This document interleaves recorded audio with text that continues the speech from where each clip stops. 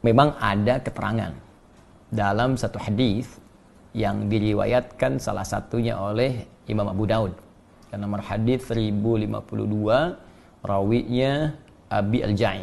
Ya, dari Rasulullah sallallahu alaihi wasallam, beliau pernah bersabda, bima makna man taraka thalatha juma'in tahawunan alaihi. Nah, tolong digaris bawahi kalimat tahawunan alaihi. Ya, taba'allahu ala qalbi.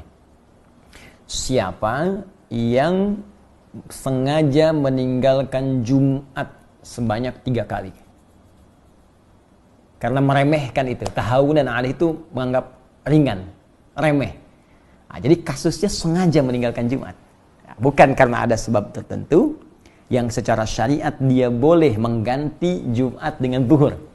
Ingat ya, bukan sengaja meninggalkan Jumat karena ada sebab tertentu sehingga dia mengganti Jumat dengan zuhur. Nah, kasusnya berbeda. Maka di hadis ini dikatakan siapa yang sengaja meninggalkan Jumat sebanyak 3 kali karena meremehkan, menganggap ringan ibadah Jumat itu, maka taba'allahu ala qalbi. Allah akan menutup, memberikan cap kepada hatinya. Ya, taba'a sama dengan khatama. Ya, sama dengan Al-Baqarah ayat ke-7 itu ketika Allah mengatakan khatamallahu ala qulubihim wa ala sam'ihim wa ala absarihim ghishawa wa lahum adzabun azim. Maka diancam oleh Allah Subhanahu wa taala, hati-hati. Ya, nanti kalbunya bisa tertutup. Ya, kalau kalbu tertutup, pada akhirnya sulit menerima informasi. Nah, bukan hanya informasi-informasi yang dimaksudkan kebaikan-kebaikan, tapi pada puncaknya sulit menerima nur Allah Subhanahu wa taala. Karena itu kalau dengar azan ke telinga sudah nggak mempan lagi, nggak peduli dengar azan. Lihat orang ke masjid sholat sudah tidak ada kecenderungan untuk bisa mengikuti. Bahkan puncaknya ada yang anti. Awas, hati-hati nih. Hati-hati, puncaknya anti. Ya, mohon maaf, ya, azan jadi komplain, lihat orang sholat jadi sewot. Nah, sekarang padahal ada tempat misalnya yang aman, ya, boleh jadi tidak ada isu virus di situ, tiba-tiba ikut komentar tutup masjidnya misalnya. Nah, ini aneh nih, saat masjid buka Anda tidak ada, ya, saat masjid sekarang ada corona ramai Anda minta ditutup, padahal orangnya nggak pernah ke masjid misalnya. Nah, itu juga hal yang penting untuk kita dudukan dengan cara yang baik. Jadi yang dimaksud kondisi sekarang corona ini kondisi yang berbeda yang dimaksudkan hadis yang tadi. Ya, karena itu penting kita mengkaji secara detail sehingga tidak salah paham atau pahamnya yang salah. Jelas ya?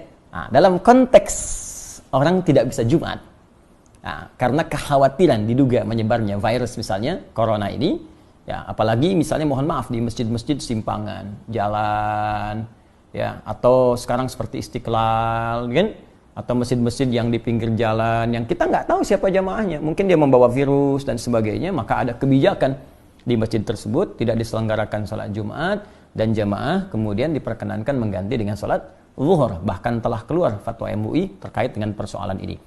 Maka di sini pernah saya sampaikan berlaku hadis Nabi. Ya, idza maridal 'abdu aw safar kutiba lahu mithla ma kana 'alaihi muqiman sahiha. Kalau seorang hamba punya uzur, bahkan uzurnya pun ya bisa sakit, bisa karena penyakit tertentu, bahkan kalaupun nggak ada penyakit, safar kata Nabi itu. Safar, perjalanan jauh.